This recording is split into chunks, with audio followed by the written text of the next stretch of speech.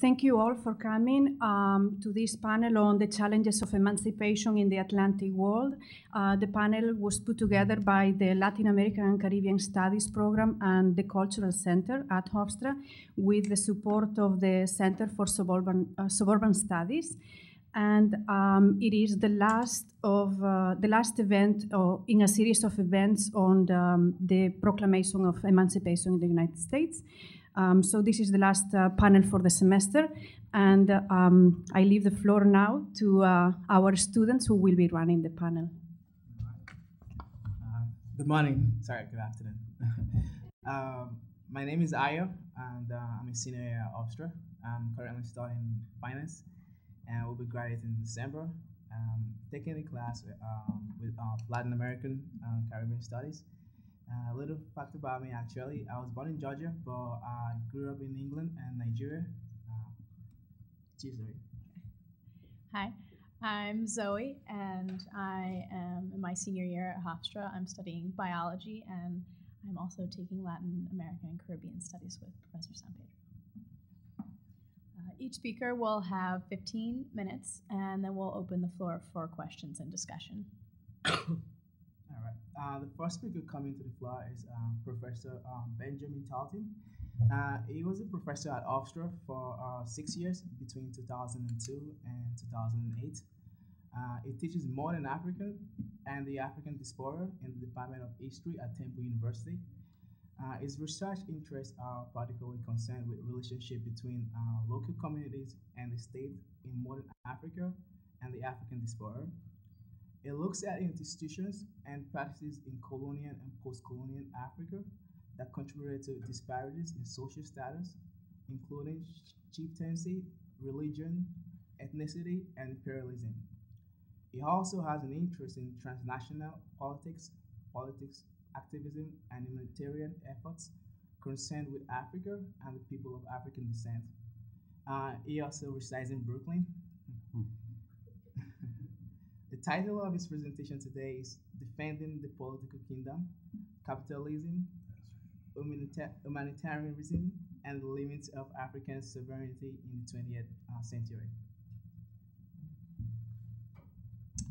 There you go. Yeah.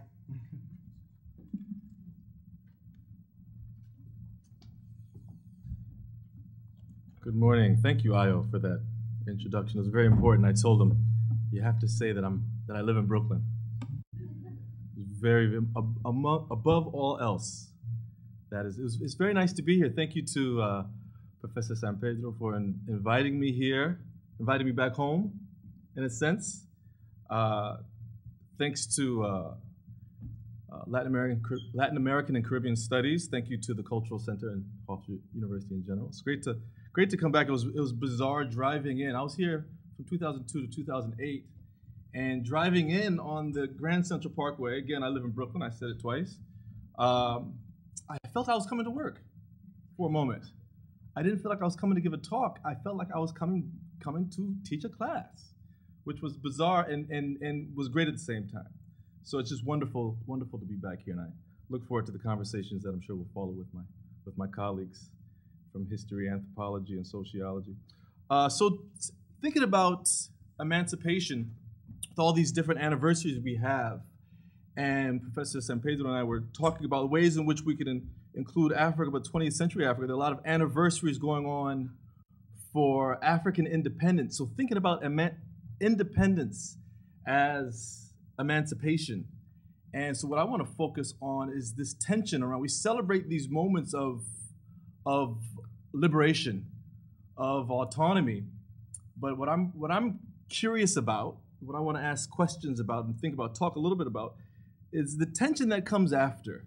Because, emancipation is an abstract, it's an idea. It's not like no one's handed a ball and you have this ball. No one hands you a candle. You say, I'm free now, or I'm independent now, I've been emancipated, or now I have sovereignty in the case of a nation. This is something that has to be defined and protected. So there's tension, there's anxiety around that. And it's that tension and anxiety around liberation, or in the case of a nation state, around sovereignty, being able to protect your interests and assert yourself as an independent nation. It's that anxiety that I want to talk about this morning, and the title that I gave this talk, Defending the Political Kingdom, is about that. The efforts not only to define yourself as a newly independent nation, but also then protecting that. Once you have independence, as an individual, once you have freedom, to protect that. If you have a nation, to protect that sovereignty. So Siki, Defending the Political Kingdom, comes from a speech by, and I have this slide up, this wonderful image of Chistianborg Castle in Ghana. But let me go back. I have some images. I like images. I didn't do this when I was at Hofstra, but I've discovered PowerPoint since I left, which has changed my life. But this was a speech by Kwame Nkrumah, who was the first president of Ghana. And he said, "Seek ye the political kingdom, and all else will be granted unto you." Of course, that comes from the Bible. He's riffing off a biblical verse there. But his idea was that once we get, as an African nation, this was Ghana. Anyone been to Ghana? I always said he's family in Nigeria. Yeah. Close, kind of. Yeah, kind of close. Yeah, beat you guys in soccer, though.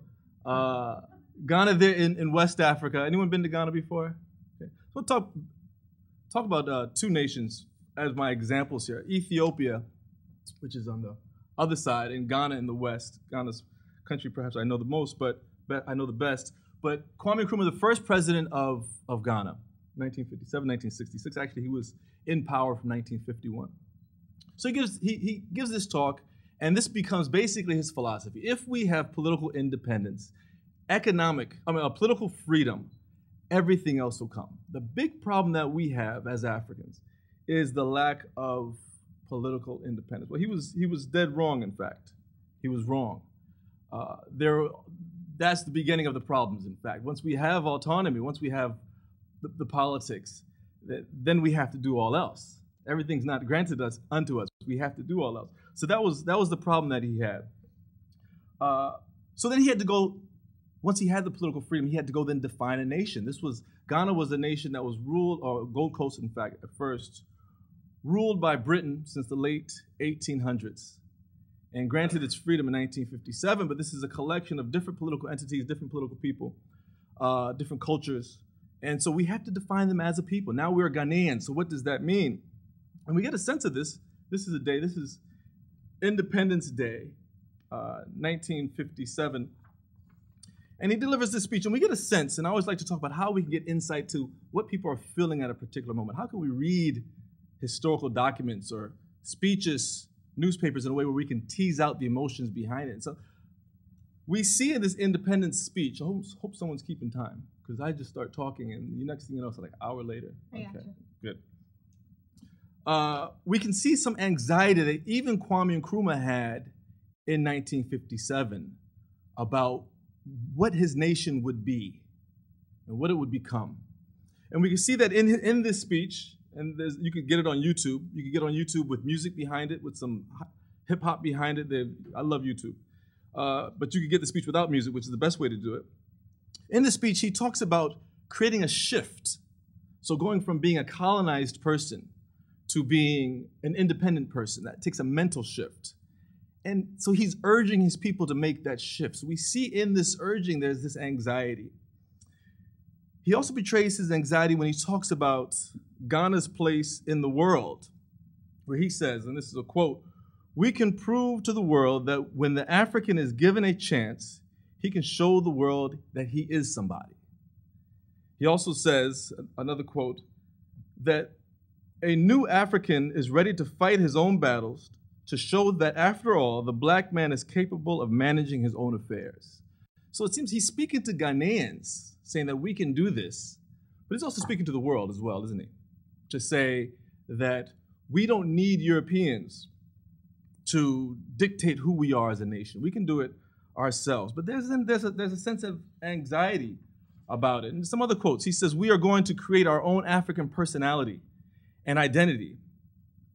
And it's the only way that we can show the world that we are ready for our own battles." See, again, there's this urging on, but there's this sort of questioning as well. And one final quote, he says, we have won the battle, and we again rededicate ourselves. Our independence is meaningless unless it is linked up with the total liberation of Africa." So putting Ghana in the world, putting Ghana in an African context, but urging on and sort of celebrating this moment, but also saying that we are linked to a larger movement for the independence of Africa. So there's this shift that individual Ghanaians must make from being a colonized people to being an independent people. And there's this shift that Ghana must make as well, from being a colony to being a sovereign state. Okay, but there's anxieties about how he's going to do this. And it's understandable, because one of the challenges that Ghana has, one of the challenges that the other African nations that gain independence after Ghana have, is that they gain independence in the midst of the Cold War. And so this is a bipolar world where we have dominated on one end by the Soviet Union, on the other end by the West, which is principally the United States. And so there's this pull. So as these nations gain independence, they're pulled east and they're pulled west. So there's this anxiety about whether we'll be able to defend our sovereignty, defend our interests as nations when we're forced to, in a sense, choose sides. This is something that Frantz Fanon writes about. He has an essay titled "The Limits of African Independence," where he says, because of this pull in these two directions, African autonomy is limited unless we become sort of, what's the word? The movement. Non-aligned. Thank you. You didn't tell me, but thank you. Unless we become non-aligned. We have to be non-aligned in world affairs so that we could choose both sides or no sides, and that would be our own prerogatives. If we're pulled to the western side, we'll have challenges with the east. If we're pulled to the east, we'll have challenges with the west. So the solution is to be non-aligned. So there's this anxiety about Ghana and other African nations' positions in world affairs, but they're also looking internally. When we talk about sovereignty, Kwame Nkrumah was very concerned about how Westerners view Ghana. You can't be a sovereign, independent state if people see you as sort of inferior, backwards. So in 1957, he launches a movement to eradicate backward practices. So here we are trying to define an African personality, trying to define what it means to be an African, but his mind is looking westward. So particularly the northern region there, this is where most of my research took place. In northern Ghana, it's a more rural part of the country, less so-called developed. But Kwame Nkrumah had anxieties about this part of the country because this is where it was not uncommon for women to be in public spaces with their breasts exposed. If you go to the documents in the archives, lots of conversation around breasts, women breasts. This is also part of the country where people will have marks on their cheeks that are associated with their ethnic group. So Kwame Nkrumah felt that if we allow women to walk in public with their breasts exposed, if we have people with these so-called tribal marks, when Westerners come to our country, they'll see us as inferior. Okay, so, and also if we allow people to continue having these facial marks, it reasserts a sense of tribalness. So he didn't want people to see themselves as ethnic groups. He wants them to see themselves as part of a nation, as Ghanaians. So he actually launches an anti-nudity campaign. He contemplates for a moment making it illegal for women to walk in public with their breasts exposed. Well, what this does is, of course, opens up a larger conversation about development, right? So you want me to put on clothes to cover my breasts, well, then you have to give me running water so that I can wash my clothes, okay? You also have to provide jobs so that we can buy cloth to cover ourselves. So it's a whole conversation that this opens up. But it's very fascinating. It's fascinating to me where we could read into this anxiety about what Ghana is in the world. Okay, we're looking westward as we define ourselves as African.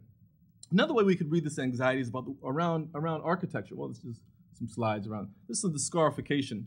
This is actually not Ghanaian, but we can see these are these images where people scar themselves. People put marks on their cheeks, sort of like a tattoo in some ways. And this is something Kwame Nkrumah had some anxieties about. Here we see the National Museum as well. And this is an international style architecture.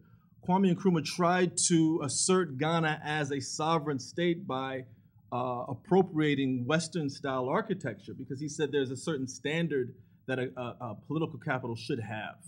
And so he brings in American and British architects and he designs buildings. This is the National Museum and other buildings to show this is who we are in the world. Again, this anxiety about the West, looking westward as we define ourselves as African. This is another 3 more minutes.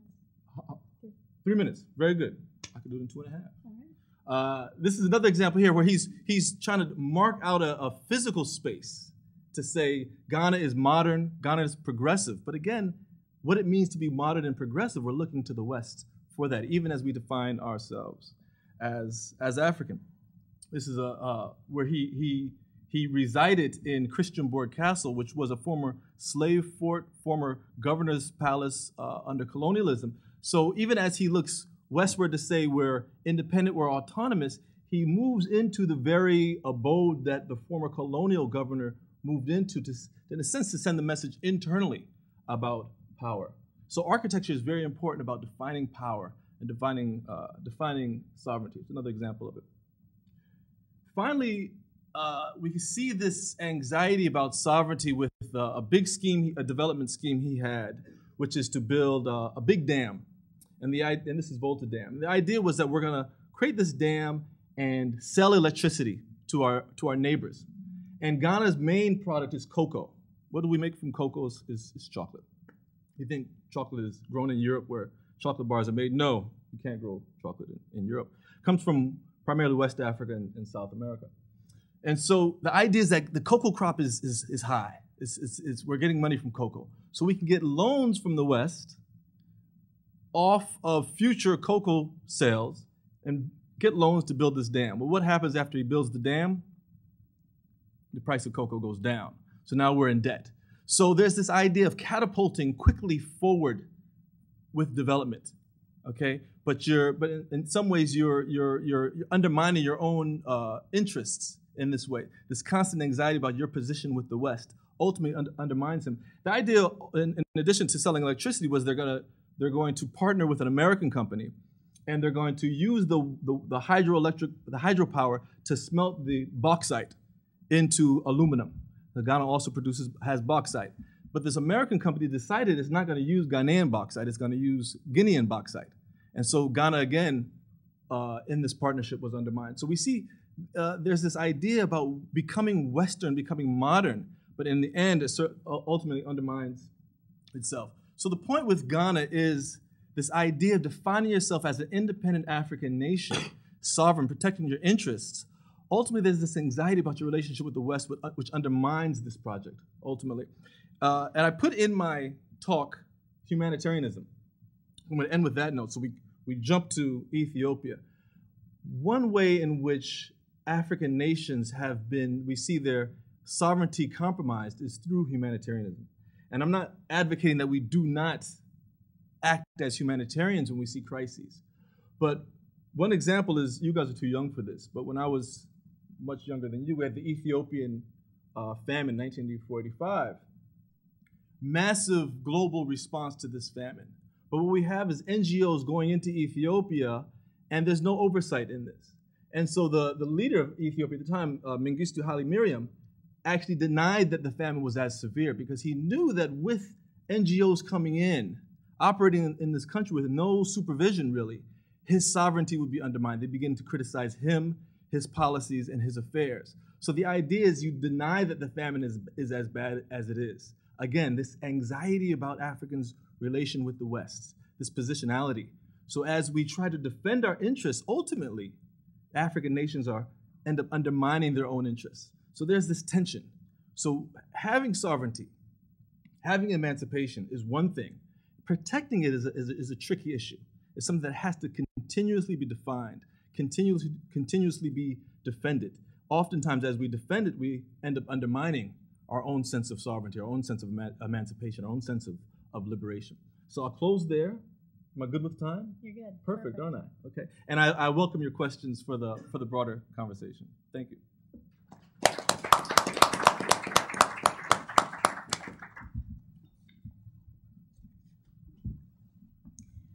Our next speaker, Enrique Martino, is a researcher at the Humboldt University of Berlin in Germany. He previously studied at the School of Oriental and African Studies at the University of London and at the London School of Economics. He has done research on the post-emancipation period during the first half of the 20th century and how, paradoxically, it coincided with the rise of imperialism and modern forms of unfree labor in the Atlantic. He will provide a case study of the plantation island of Fernando Po in the Gulf of Guinea, off the coast of Central West Africa, and will follow the recruitment of contracted indentured laborers from Nigeria, a form of neo-slavery, between the 1930s and the 1960s. Through the use of primary archival sources and a creative use of the archive, he will give us some details on the self-representation of these Nigerian laborers and the scandals around neo-slavery that were articulated in the Nigerian press and media.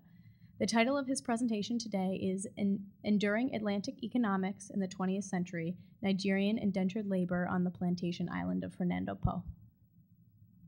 Thank you very much. My gratitude goes to, of course, Benita, the hosts, the attendees, the tech people. So thank you also for the introduction. Very elaborate, never had that. Because I'm actually finishing my PhD. So what I would like to do today is share with you some of the, my PhD research, and through the use of the source materials that I've been gathering to write this PhD. And these sources I've also been putting up on a website that I call Open Source Guinea. So here it's, I also try to tell the history of the area I'm focusing on visually, but also documentary. So when you click on the source, you can see the some of the sources, and I want to present some of them. So Equatorial Guinea and Nigeria. I don't know if we can see it's right at the kind of elbow of the Atlantic, where Nigeria bends with Cameroon. It's a small island that was from the early 20th century on planting cacao, and for that cacao to be harvested and grown, it's a similar story to the Caribbean islands. So the people that were living there, the indigenous population, they were quickly decimated through disease, through forced labor. So what they had to arrange is a type of importing of labor power, similar to the Caribbean. And from the 20th century on, people are coming from, or being recruited from Liberia, from Sierra Leone, even from Cuba, from Morocco, even from China. But my research focuses on the 1930s on when people are being recruited from Nigeria. And thinking about the title, Slavery and Emancipation, because in African studies, in colonial studies, 20th century, slavery and emancipation is not often used. It's seen as belonging to the 19th century.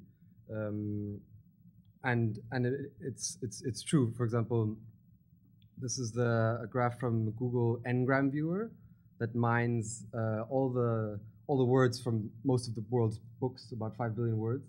And then here, I don't know if you can see at the bottom, but it peaks around the 1850s. And by the 1920s, it's kind of on the decline. So this is the proportion of mentions of slavery. But when one thinks of slavery, one also automatically connects emancipation as if they go together, or as if one comes after. But similarly, if we put in the word emancipation, it's also very much on the decline. Because in the late 19th century, when slavery was being abolished, it wasn't replaced by emancipation. It was the beginning of European imperialism in Africa and Asia, and in many places in Latin America, North America, kind of internal colonization that perpetuated forms of unfree labor that I'll be talking about. And then, because importantly, the word slavery in the early 20th century, it's used by people who write books, administrators, in a very codified way. So it's being defined by the International Labor Organization, which is a branch of the League of Nations founded after the First World War. And then they define slavery and ban it and prohibit it. But importantly, they also allow for other forms of unfree labor. So, for example, prison labor, extracted as a taxation, corvée labor, or indentured labor. So these are forms that are being kind of regulated and separated from slavery. So it's a kind of it's a terminological issue that happens in the 1920s, even though much of the realities and the practices are quite similar. That's why I talk about the enduring Atlantic economies. So back to the map, because I want to situate ourselves here in the 1920s when much of the plantation economies in the Americas were on the decline because of emancipation, but they're actually on the rise for example, in Fernando or in Cameroon, there was a large German planter population, or in Cote d'Ivoire, in Sao Tome, in Angola. So in this sense, the 19th century also sees the rise of plantation economy, and also mines and different forms of mineral extraction. And to contemporary observers, this mobilization of labor that was used for the plantations and the mines was very much designated as a type of continuing slavery, an imperial slavery. The word was used by missionaries, by early human rights people, by African politicians and journalists.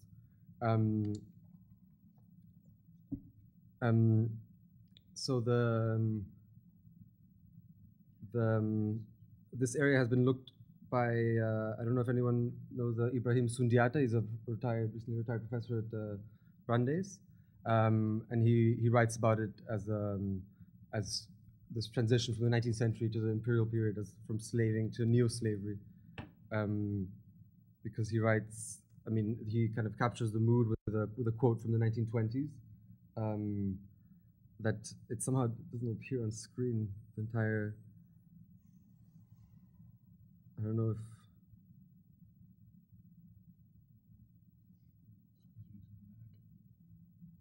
if I make it smaller.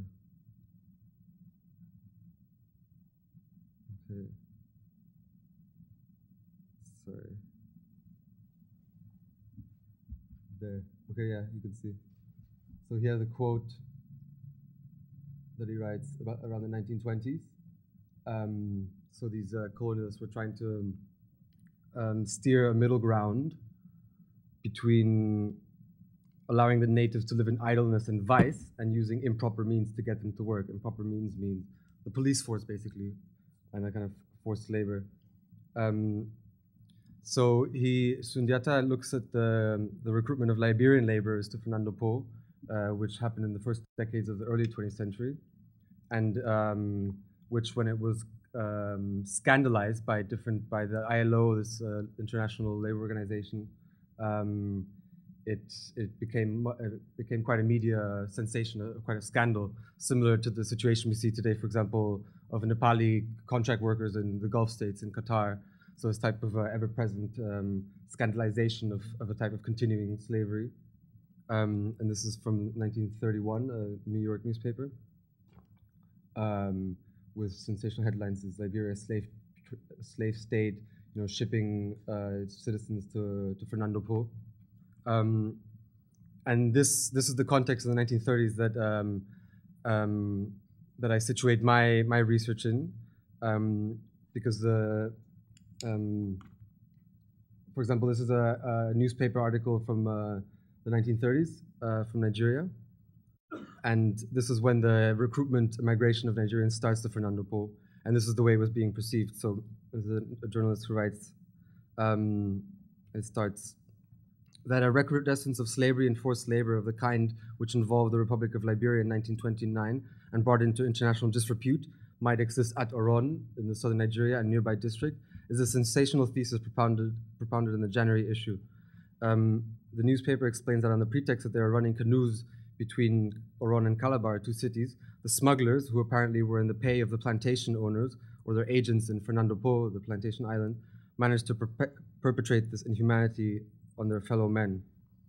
What really looks like the indirect resuscitation of the old slave trade, and thought to have been completely stamped out, is being persistently and diligently pursued in this district in the form of organized labor recruiting for the Spanish island of Fernando Po.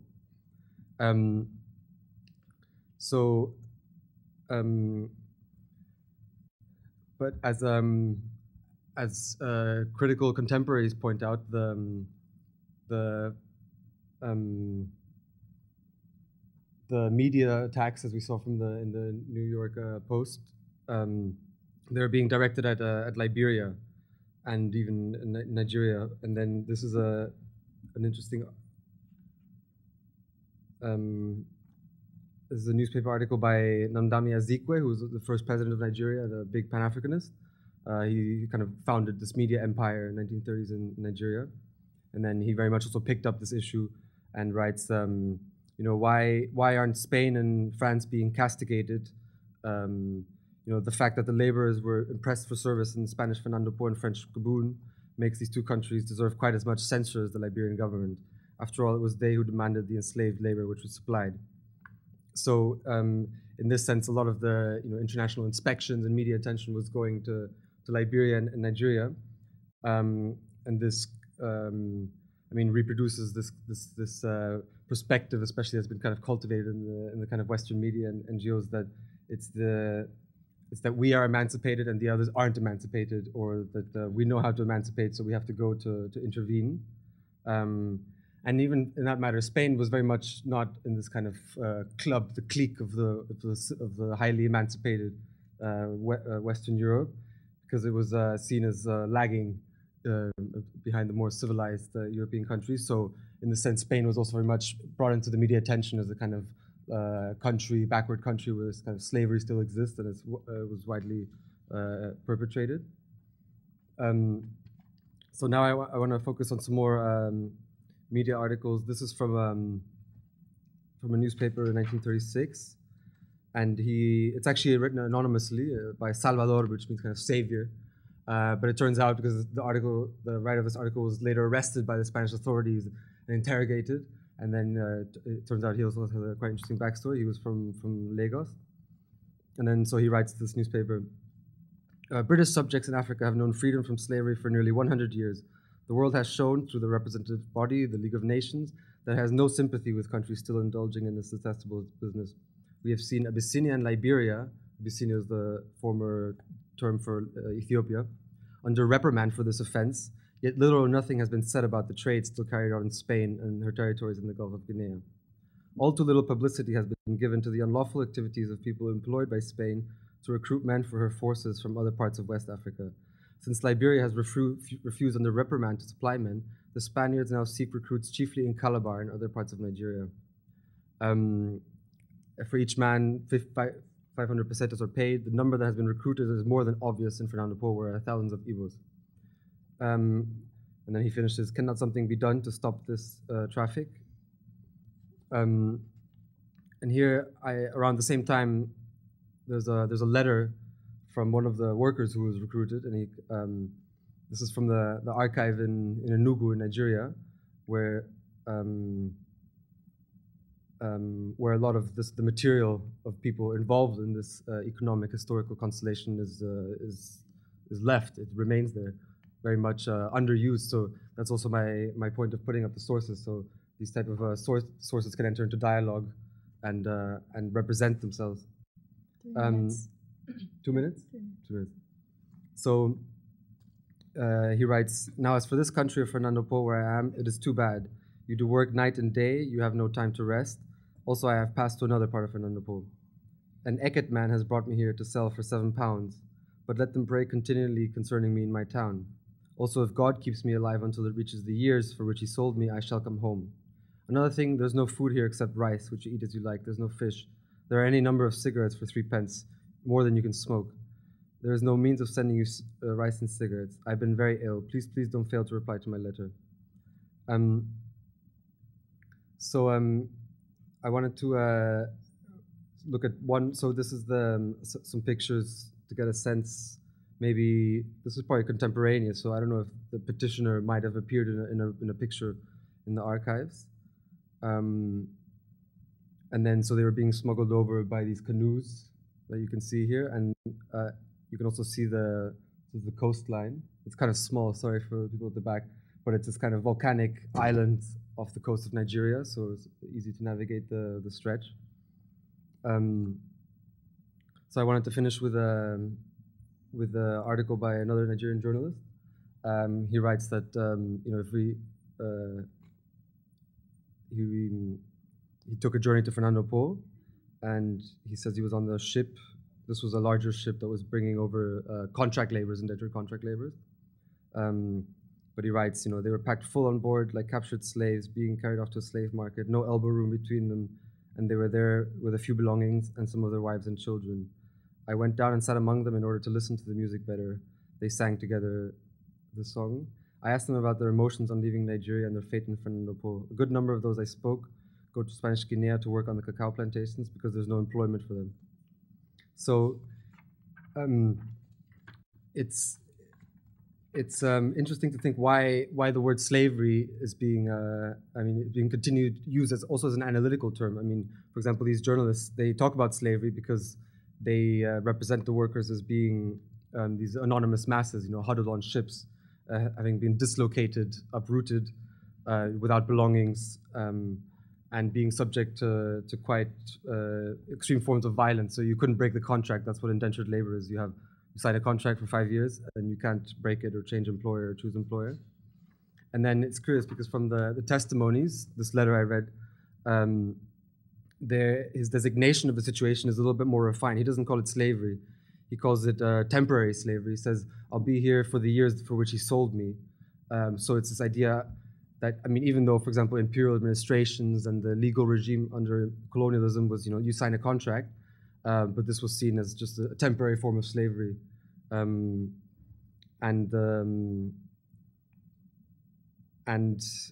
didn't call it anything else, even though I assume they realized they were signing a contract and that the colonial state was calling this, free contract labor. But the reality is that the creation of a migrant labor force and the recruitment didn't involve, let's say, market mechanisms or demand and kind of voluntary free market mechanisms, but it was under imperialism. It always involved very much state violence and also other forms of violence by recruiters and imperial police. Thank you.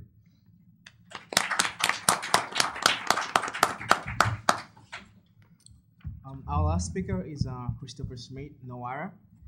He joined the Tufts University History Department in Boston in 2011 after teaching for more than 10 years here in New York City at Fordham University. His research concentrates on two broad areas: the history of slavery and the emancipation in the Hispanic world, and the history of politics and ideas in Spanish Empire, especially during the imperial crisis of the 19th century. He teaches courses on Spanish, Caribbean, and Atlantic history, and seminars on slavery and freedom in the Atlantic world.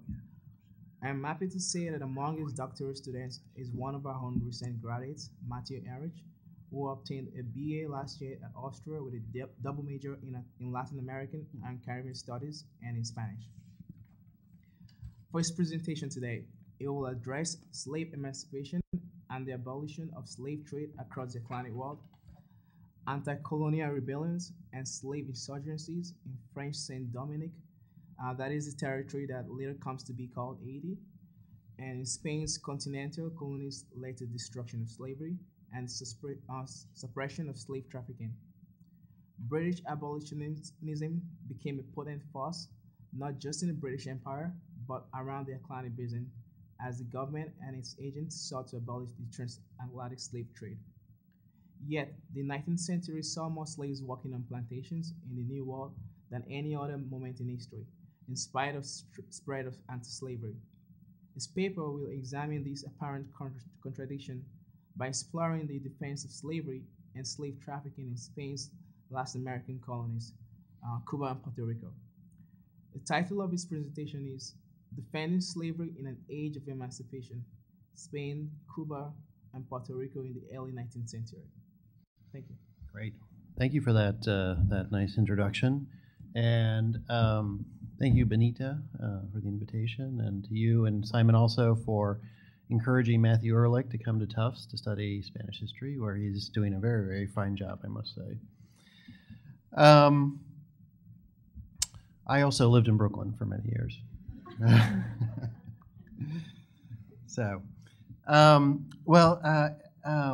Indeed, I want to talk about the defense of slavery and the slave trade in really the first half of the 19th century, in a period which we normally associate with anti-slavery and abolitionism. Slavery is abolished in Saint-Domingue, Haiti, definitively with Haitian independence in 1804. The British Empire abolishes the slave trade in 1807. And then carries out a foreign policy which is geared towards suppressing the transatlantic slave trade altogether. both diplomatic and military pressure is exerted on countries like Portugal, Brazil, Spain, France, the Netherlands to close the slave trade by the British government and the Royal Navy. Britain abolishes slavery in its own colonies in the 1830s. And in Spanish South America, and actually Central and North America too, slavery is abolished during the era of independence, or at least abolition laws are passed in the 1810s and 1820s, which brings slavery to an end by the middle of the 19th century. Yet, even though this is a period of very successful challenges to these very powerful economic interests in the Atlantic world, there are indeed more slaves on New World plantations in this period than ever before. And part of this is because of the continuation of the slave trade, particularly to Cuba and Brazil.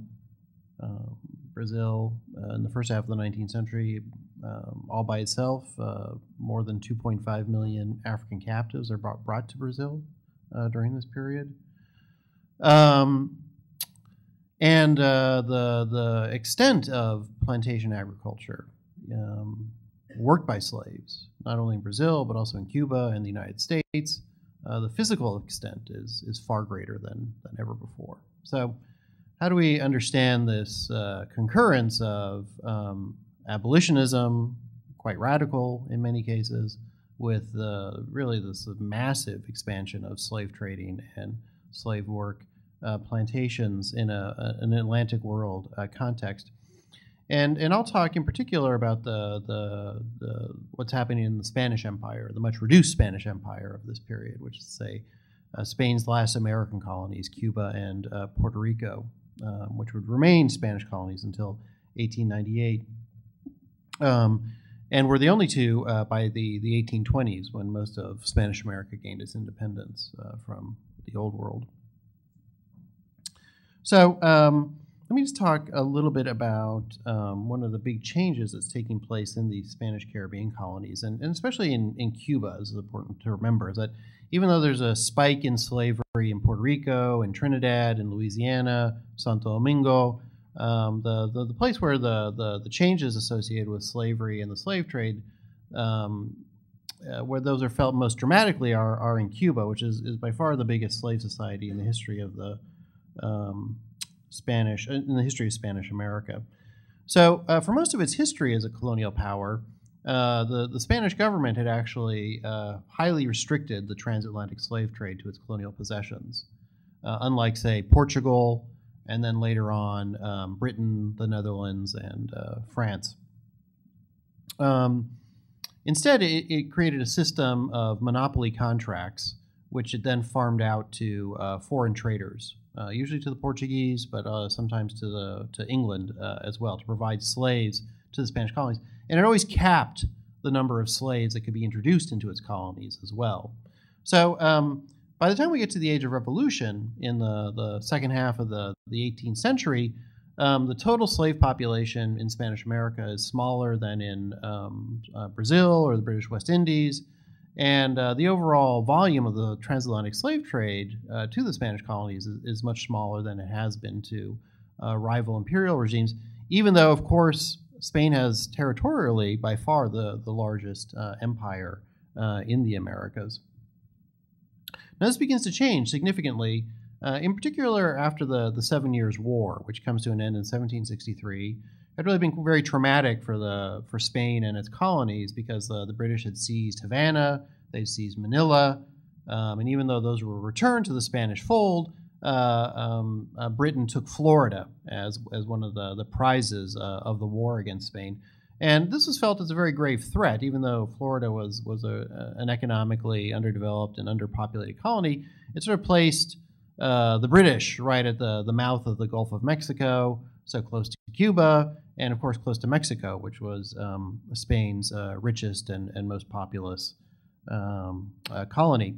So the way to counter this successful period of British aggression in the Americas, the many planters in the colonies and officials in Madrid what they turned to was the slave trade. And so between 1763 and 1789, there are gradual measures taken that deregulate the slave traffic to the Spanish Caribbean colonies in particular, until finally in 1789 the doors are thrown wide open and Spanish and Creole traders can sail directly to the coast of Africa themselves to buy slaves, and they can also travel to neighboring Caribbean colonies like Jamaica to buy slaves as well. And foreign traders are also permitted to carry slaves to the Spanish Caribbean colonies.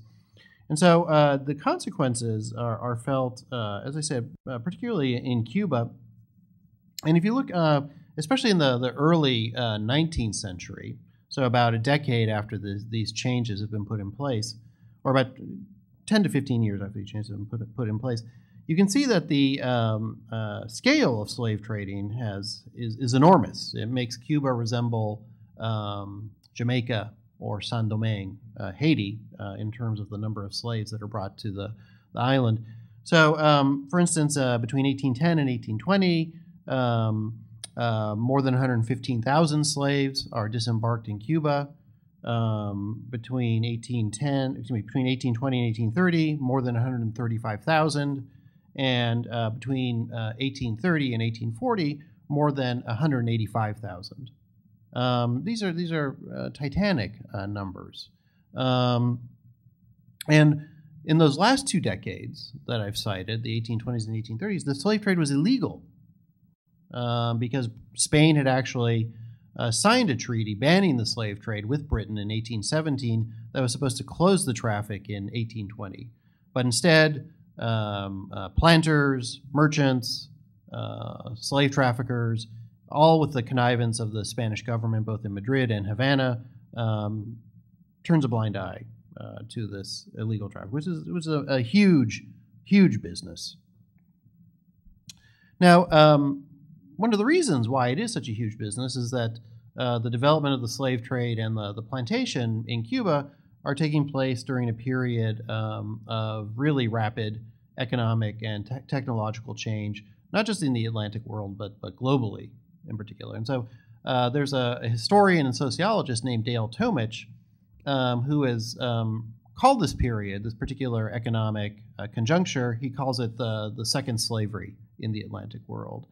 And what he means by that is to refer to conditions of production, but also of consumption that feed the demand for slave-produced commodities like sugar in the case of Cuba, cotton in the case of the United States, and coffee in the case of southeastern Brazil.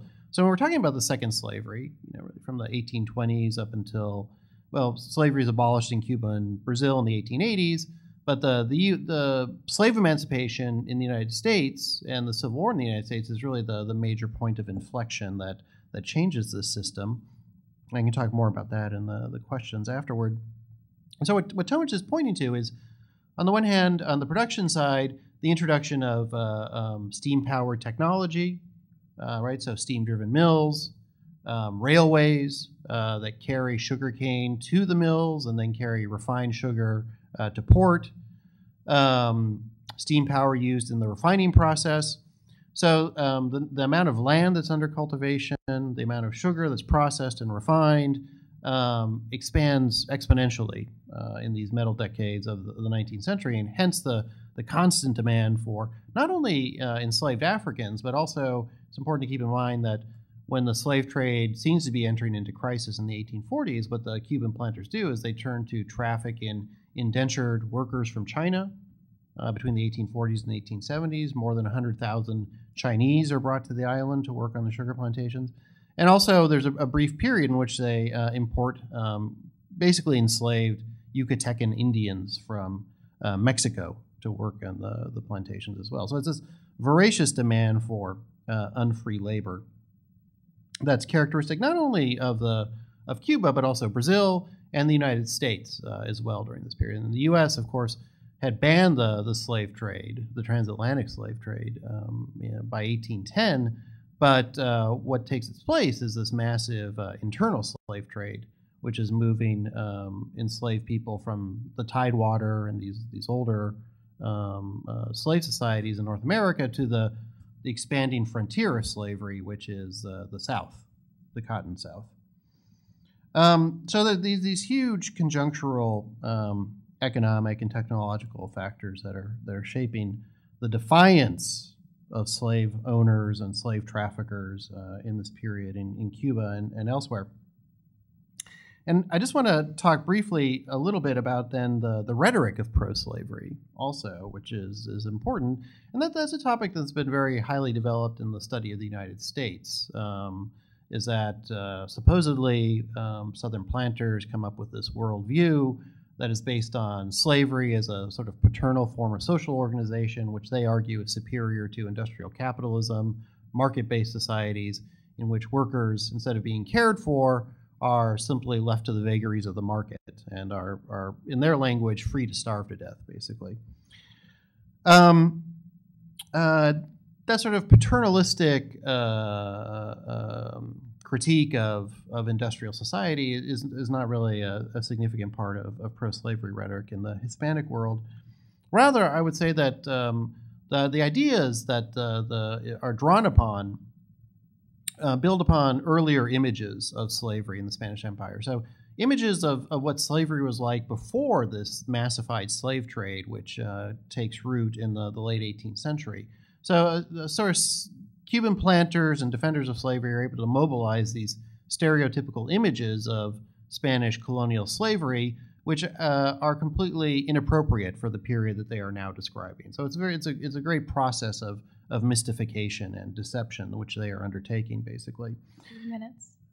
I'm sorry? 3 minutes. 3 minutes, okay. So let me just talk briefly about one of the most famous, Francisco de Arango y Pareño, who was a Cuban planter, a Creole, also a very powerful official, both in American offices and, say, Spanish-American offices and peninsular offices, really seen as the prime mover of the slave traffic and the plantation economy in Cuba. And so what he argued was that Spain had laws that regulated slavery, that made it more humane, that Spain had a large ecclesiastical presence in its colonies, so that the influence of the church and religion was also felt in shaping slave society. And then he also argued that slavery was a form of a civilizing mission, in a sense, is that it was better to take Africans from their homes and to bring them to a place like Cuba, where they could be civilized through the effects of Spanish law, language, and religion. And in his words, in response to abolitionists, particularly to Spanish abolitionists in the early 19th century, he says, "In all the centuries past and probably in all the centuries to come, the benefits that the blacks receive by being left on their native soil are imaginary." Right? So there's this very anti-African rhetoric that the Cuban planters and their Spanish slave trading allies develop in the first half of the 19th century. And I would just add one other element here to the pro-slavery rhetoric, which is Spain had gone through these very protracted revolutions in its South American colonies in the 1810s and 20s in Venezuela, Peru, the Rio de la Plata, and so on. These are also slave societies. It's important to keep in mind, right? Is that they're never as big as a place like Brazil or Cuba later on, but there were thousands of slaves, tens of thousands of slaves in these Spanish colonies. And so the experience of living through anti-colonial warfare and social revolution that's taking place through these anti-colonial rebellions is also strengthening Spanish pro-slavery ideology in the first half of the 19th century. It becomes a matter not only of economic efficiency, which is very important for a planter like Arango, but also for government officials and military officers. The whole question of social order, social hierarchy, social stability is also an important element in defending slave regimes in an era of freedom and emancipation. Thank you. Thank you to all of our speakers. Okay. We're now going to open the floor for questions. We're going to start with students first, and then professors in the audience and the general public. And we'll be closing the floor for questions at 12:40. Do we have any questions? Race to the mic. We've answered all the questions. None at all.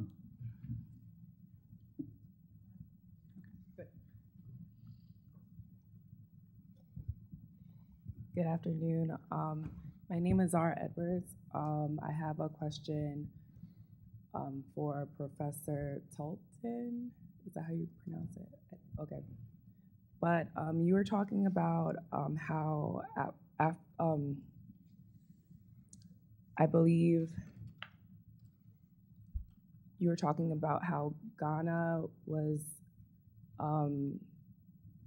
trying to transition from a being a producer in the primary sector to secondary sector in terms of like with the cacao and moving towards like the electricity and the dams. I was wondering, where are they today in terms of that? Like, is that like a recent event, or like was that a recent thing? Yeah, so you're asking, under Nkrumah, Ghana's first president, there's this effort to diversify. And I believe you're asking, so how successful have they been? Yes. Okay. This is a good question. Depends on who you ask, I suppose. But yeah, Nkrumah, of course, I was squeezing out, just trying to squeeze a lot into 15 minutes. It was a complex story.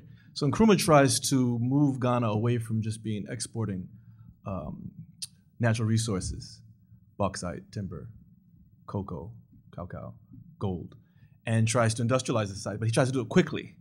And so after Nkrumah falls from power in 1966, there's this period in which there's a lot less of that. There's this kind of anti-Nkrumah program, essentially, until we get to the 1980s. And then they begin to try to diversify again, but again, it's still agricultural products and natural resources, and trying to use them internally and then export them as manufactured goods. They're not very successful at it now. Their primary exports remain today natural resources as opposed to manufactured goods, and they don't produce enough electricity even to illuminate. Is that a word? Illuminate? Yeah. To enough electricity for the capital city itself. So we still in Accra today, the capital of Ghana. They say lights off, lights out, lights will go out. And so they are exporting electricity, but they're still not able to sustain themselves. The grid is choked. It's too much development without enough electricity there. Ghana in the late 2000s, first part of the 2000s, discovered natural gas and oil. So it's diversifying in terms of its natural resources, but not in terms of manufactured goods. There's still this reliance on natural resources as opposed to manufactured goods. So there's growth, but not toward secondary sector.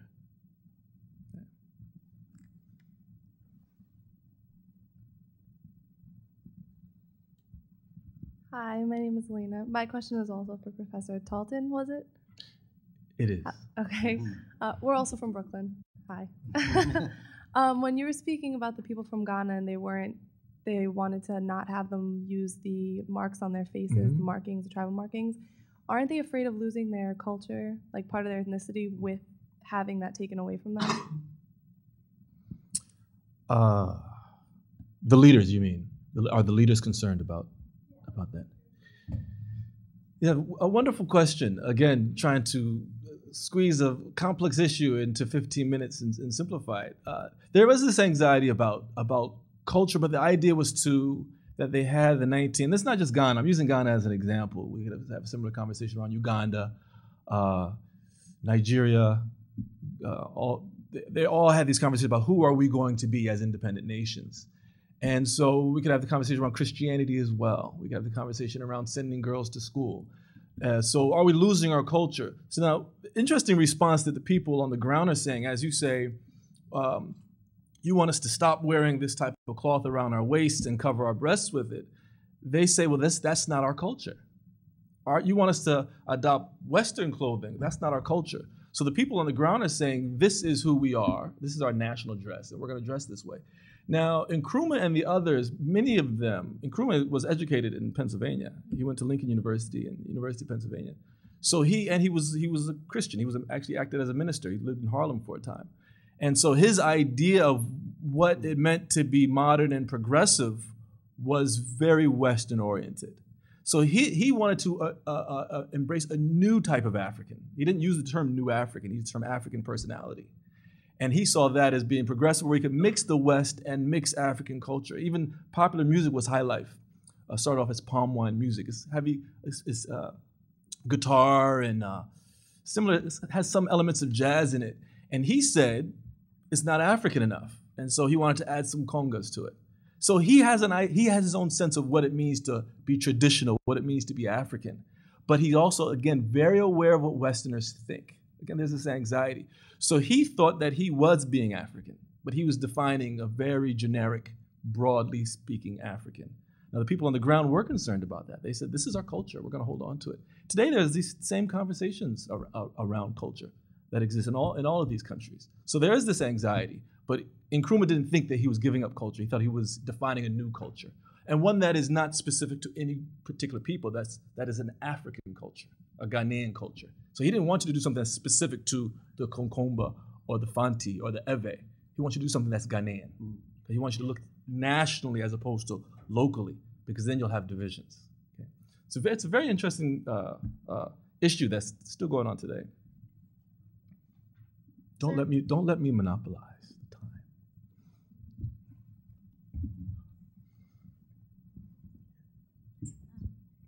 Hi, good afternoon. I have a question for all the panelists. I think the broader idea that was expressed in this talk was about that it's not enough with just saying emancipation and you're free and that's it. It's something that has to be worked on. What does each one for each of your expertise think that it could be the solution or maybe like a recommendation and for this to work, and what do you think are the ramifications of the history, the long history of slavery in each of your countries and that? Well, I'll just dive in on that latter question in particular. In the Spanish Caribbean, it's very interesting, especially the case of Cuba, because in the latter part of the 19th century, so from 1868 to 1898, there's a quite protracted Cuban War of Independence against Spain. It's really broken up into two major periods, between 1868 and 1878, and then again from 1895 to 1898, before the U.S. intervenes and sort of changes the direction of the conflict dramatically.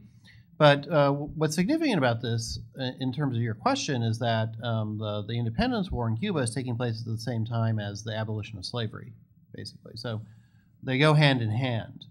And on the one hand, the Spanish government and abolitionists are trying I should say the government in particular is trying to delay abolition for as long as possible, because slavery is such a key component of the plantation workforce.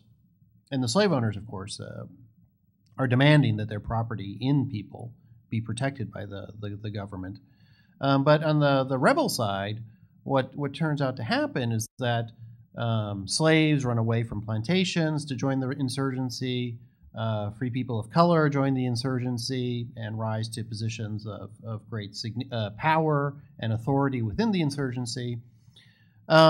So that the war, which starts out as a political conflict to try to force the issue of independence that's led by Creole elites, really becomes much more of a social revolution, which is challenging slavery and challenging the forms of racial discrimination which are characteristic of slave society and the Spanish colonial order. And so the person who gives most eloquent voice to this convergence is Jose Marti. At the end of the 19th century, particularly from the mid-1880s onward. And what he writes about as slavery is coming to an end in 1886, the next War of Independence breaks out just 9 years later in 1895, And so he's very much thinking about these racial antagonisms that have been characteristic of Cuban enslaved society. And so what he argues is that independence will overcome the racial divisions that were characteristic of the Spanish colony, right? And so that political independence and equality will go hand in hand, essentially. And in many ways, that becomes the rhetoric of independent Cuba in the 20th and 21st centuries.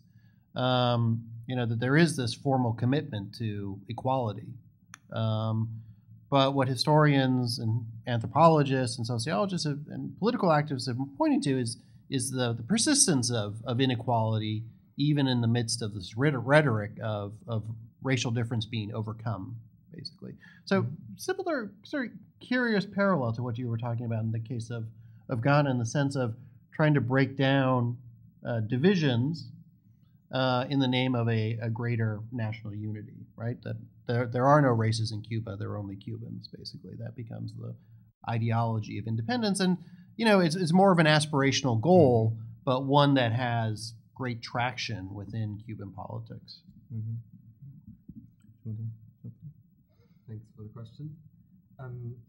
So I find that if once one kind of goes digging into history and deep into the kind of different situations, one realizes the disjuncture of, for example, because we think of the word capitalism today, the way it's used, it has a sense of a movement, of a trajectory towards freedom, free labor, freedom of movement. So there's this sense of progress. But if you look historically, if you see, let's say, an alliance of planters, investors, merchants, labor traffickers, people who make a lot of profit and who reinvest that, it's capitalism, you actually realize that there's a tendency towards unfree labor. And the only strategies and efforts to counteract that tendency has been through organized movements, emancipation movements, abolitionists in the 19th century, workers' movements. In Nigeria, the independence movement was very much active. For example, these journalists, one was a big the independence leader, exposing it, making critiques and unions with journalists, workers, and then that's the only thing that seems to have kind of achieved forms of emancipation and rights and autonomy. But as soon as that activity stops, then you have back this alliance of planters, merchants who cut wages, extend working hours, and that you can see that in the world today. For example, in the Gulf states or something, or even in China, that's the tendency of capitalism, let's say, historically, which differs with the ideological vision. Just to add quickly, there's always this tension between how we speak about an issue and then the actual practice. There's this dissonance between what leaders say and what happens on the ground. Incidentally, just 3 weeks ago, this article in the New York Times, there are more slaves now than ever before in history. There are more slaves right now, 2013, than there ever have been. And so we talk about progress, and we talk about the contradiction between capitalism, democracy, and slavery, and we've progressed this far. Just 2 days ago, there was an arrest in California where this family had a domestic that they had enslaved. So human trafficking and domestic slavery continue to be issues for us in the 21st century. More slaves now than ever. So there's this dissonance between how we speak about issues and then the practice. And this dissonance between our idea of progress and how it actually manifests itself, right, in societies. We speak about it one way, and then the practice is quite different. Do you have any other questions? Students, professor, everyone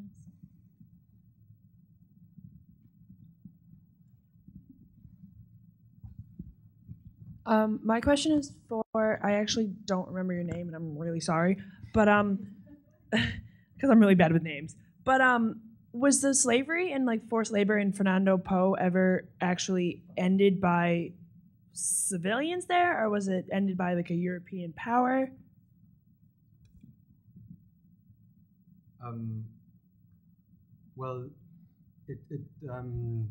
It never ended until even after independence, when the 1968 Equatorial Guinea became independent. There was still this labor treaty that brought indentured Nigerian labor, and the only thing that ended it is when the independence regime expelled everyone. They expelled the planters, the workers, and yeah, basically the system kind of crumbled. So it seems to suggest that within a type of plantation economy that requires, large numbers of workers, a high degree of discipline and violence to maintain labor discipline, it just doesn't come about. So because a lot of the people who came, they saw themselves as entering into a temporary slavery, but afterwards with some saved money or even money that you earned off the side by engaging in your own economic activities while you were on the island, which is a big kind of lots of commercial opportunities. With that money, you would become an independent trader, set up yourself a shop, invest in a bicycle, do different economic activities that are associated with freedom. But there was never any attempt to improve the working conditions on the plantations because plantation agriculture doesn't work under conditions of autonomy. So they're actually moving away from that economy, agricultural, large scale, to more self-sufficient, not self-sufficient, but just autonomous activities in markets. But they're not calling it slavery though, are they? Are they using that term, the Spanish and the plantation owners? Yeah, I mean, they won't say our workers are slaves. No, they just say our workers are working according to the law. Right. And then this term law, whatever it means, is just seen as automatically just or right, even though the law engineers a framework of captivity. You can't leave the plantation. You can't. So they were just talking in terms of legal frameworks, really.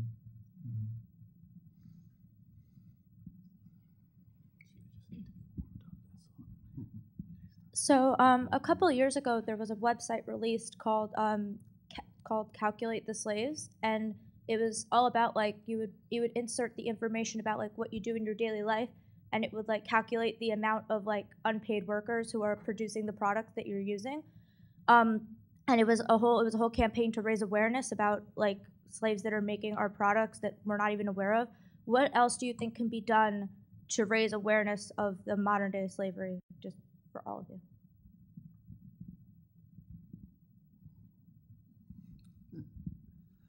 That's a very good question. It's always tough when you ask an academic about activism, right? Yeah.